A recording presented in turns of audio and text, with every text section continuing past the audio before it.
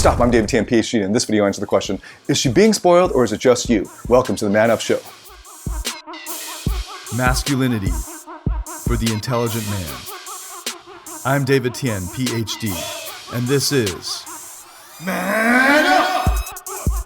Hey, I'm David Tian, Ph.D. and over the past 10 years I've been helping hundreds of thousands of people in over 87 countries attain success, happiness, and fulfillment in life and love. Here we are in Bali. This is from our ocean suite, or ocean villa balcony.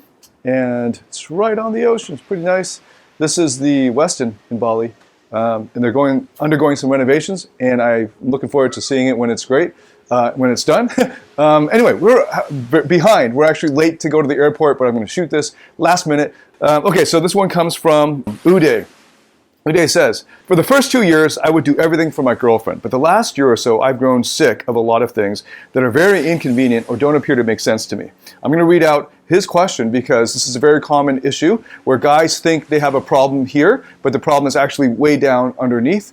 So this is what he thinks is his problem. His real problem is actually much deeper.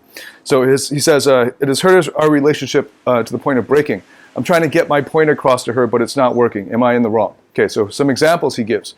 I am working night shifts. My girlfriend decides to go out and get her car repaired. She finds out it's going to take 3 hours and she doesn't want to wait at the stores. She calls me in the morning, 3 hours into my sleep, to come pick her up and drive her home, then drive her back. And that is, she is an hour across the city. So it's like a 2-hour drive. Normally, a year or two ago, I would have bit the bullet and done this. If this was an emergency, I would have picked her up. If she was closer, hell, I would have even picked her up. I tell her I'm going to sleep, take a bus or a taxi, I will even pay for it. Find someone else, I need to sleep.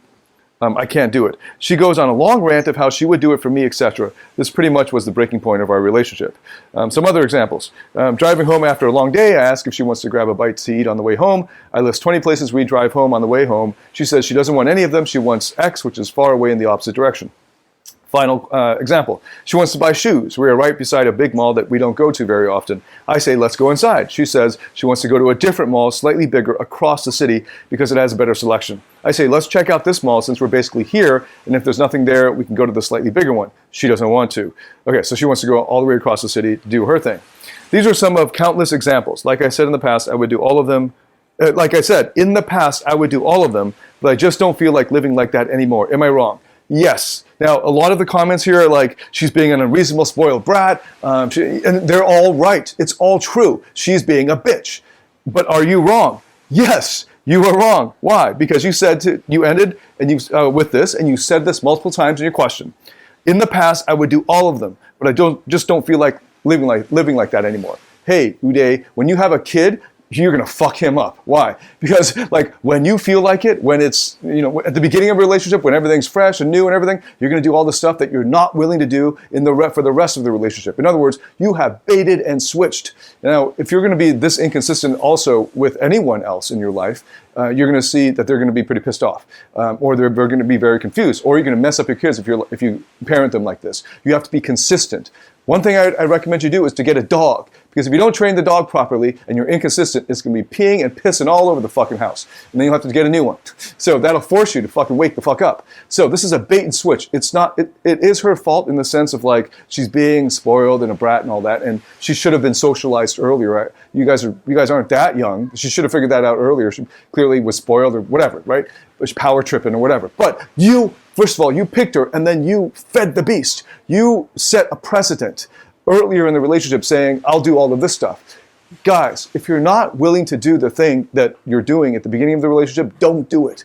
Don't bait and switch. Don't deceive. Don't manipulate. Don't lie. Because you think, oh, I'm on my best behavior. No, man, that's a way of tricking people. That's a deceitful thing. It's a bait and switch. So don't be bait and switch. Be consistent. Be transparent. Be fully you all the way through. Don't be like on your best behavior and then suddenly go Jekyll and Hyde on her further into the relationship and say, I'm not willing to do that anymore. Then you shouldn't have been fucking doing it in the first place.